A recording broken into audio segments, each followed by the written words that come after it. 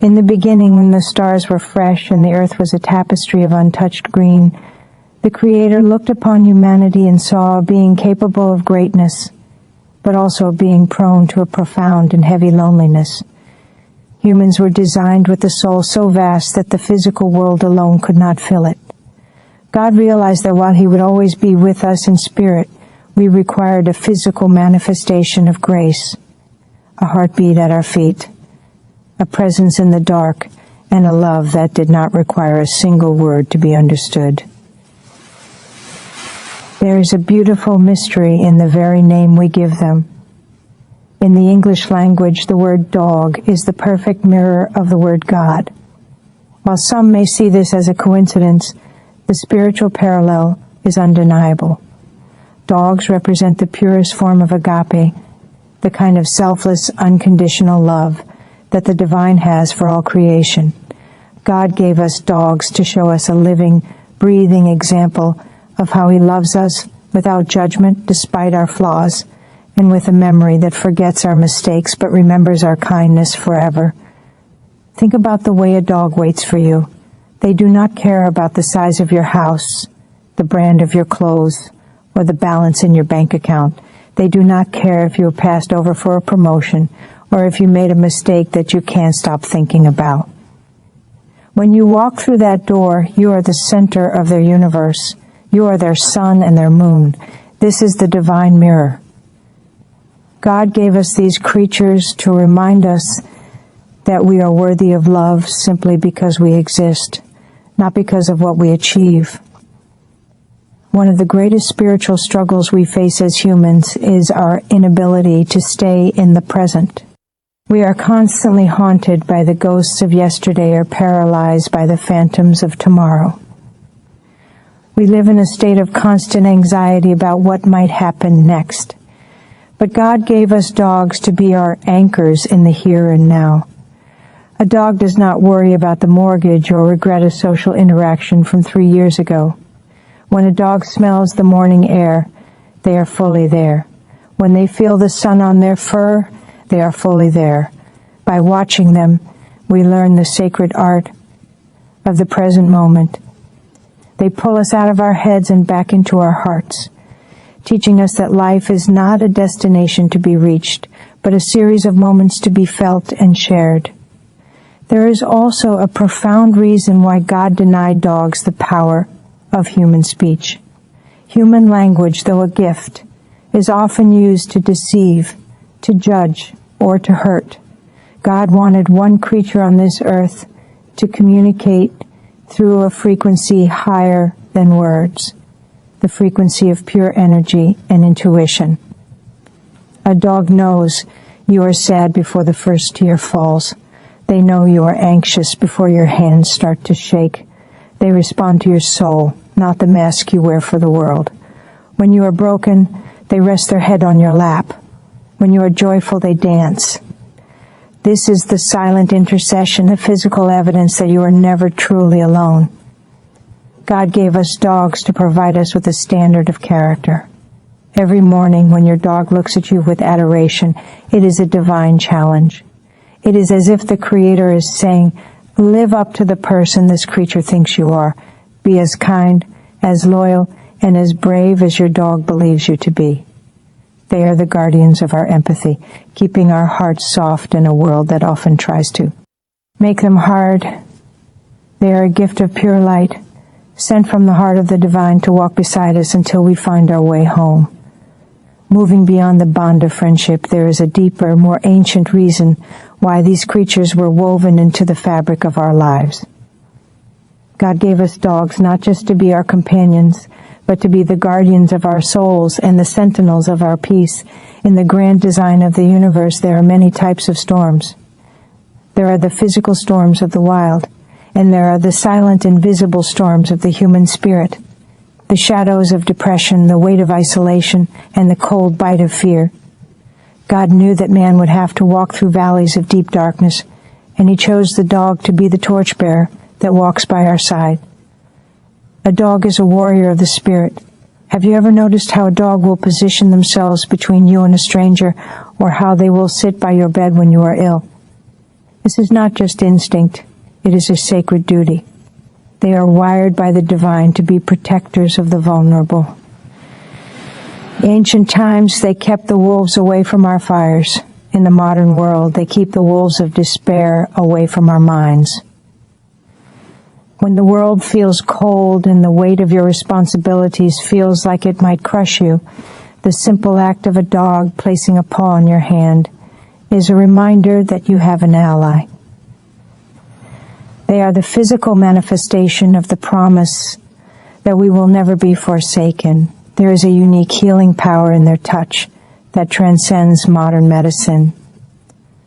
Science tells us that the rhythm of a dog's heartbeat and the warmth of their presence can lower our stress and mend our broken hearts.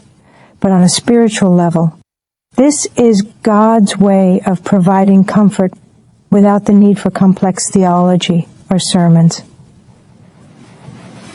Sometimes the most powerful prayer isn't spoken in a cathedral. It is felt in the quiet moments of a dog's loyalty. They are furry therapists, sent to absorb our pain and reflect back peace. They take the heavy energy we carry, our anger, our grief, our exhaustion, and they neutralize it with a wag of a tail or a gentle nudge. God also gave us dogs to reconnect us to the natural world. In our busy, concrete lives, we often lose touch with the earth that God created.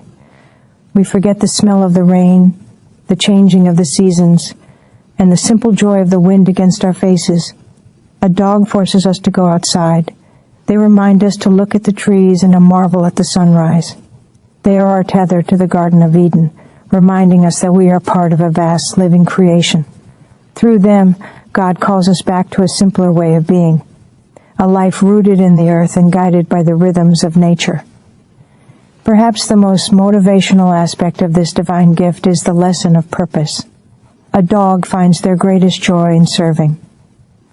Whether they are leading the blind, searching for the lost, or simply waiting by the door to greet their person, they live their lives with a singular devoted focus.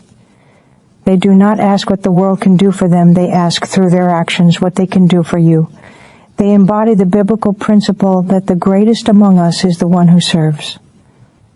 By watching their devotion, we are inspired to find our own purpose and to serve our fellow humans with the same fervor and lack of ego. They are the guardians of our homes and the keepers of our joy. God knew that life would be a difficult journey filled with trials and tribulations.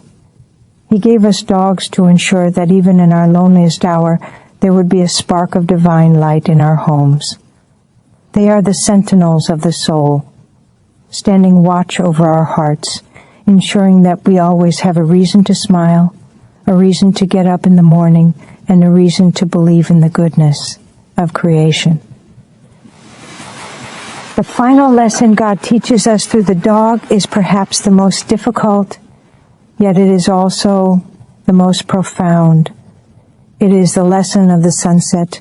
Many people ask why such a perfect creature, one so full of light and life, is given such a short time on this earth. Why do we only get a decade or two with a soul that loves us so completely? The spiritual answer is as beautiful as it is heartbreaking. Dogs are born already knowing how to live a life of grace. Humans must spend 70 or 80 years learning how to love, how to be kind, and how to forgive. A dog arrives in this world already perfected in these virtues. Their mission is not to learn, but to teach. Once they have taught us everything we need to know about loyalty, presence, and joy, their work is done, and they return to the heart of the Creator. The departure of a dog is God's way of teaching us about the nature of selfless grief. When we lose a companion who loved us without condition, it breaks our hearts in a way that few other things can. But in that breaking, our hearts expand. We learn that love is not a transaction. It is a gift that remains even when the giver is gone. The pain we feel at the end is the tribute we pay for a lifetime of pure happiness. It teaches us the courage to love deeply, even when we know that loss is inevitable. This is a divine preparation for the soul, a reminder that the physical world is temporary, but the bonds of love are eternal. God also uses the end of a dog's life to teach us about grace in the face of frailty. A dog grows old with a dignity that is nothing short of miraculous. They do not complain about their aching bones or their fading sight. As long as they are near you, they are content. They show us how to age with a quiet heart and how to face the end with a spirit that is still focused on love rather than fear. In their final days, they offer us one last gift, the opportunity to serve them as they have served us. It is a sacred circle of care that softens our spirits and prepares us for the transitions in our own lives. But the story does not end at the grave. Many believe in the concept of the rainbow bridge, a place of peace where our companions wait for us. Spiritually, we can find comfort in the idea that a love this pure cannot simply vanish into the void. Energy cannot be destroyed, and a love that reflects the divine must surely return to the divine. God did not create such a powerful bond only to let it end in dust. The legacy of a dog lives on in the person you became because of them. If you are more patient today, if you are more compassionate, or if you find yourself stopping to appreciate a sunset because of the dog you once walked with, then that dog is still very much alive within your soul. The ultimate motivation we take from our time with these divine messengers is to live a life worthy of their memory. We honor them by carrying their light forward. We honor them by being the person they believed we were. God gave us dogs as a temporary loan from heaven, a glimpse of the paradise that awaits us where there is no more parting and no more pain. They are the evidence that there is a goodness in the universe that wants us to be happy. A creator who didn't want us to walk the earth without a witness to our lives. As you look at the dog by your side today, or remember the one who is waiting for you on the other side, know that you have been touched by a miracle. You have walked with a creature that saw the face of God and decided to reflect that light back onto you. Carry that light, be kind, stay present, and above all, love as they loved, without limit, without fear, and with a heart that is always, always open.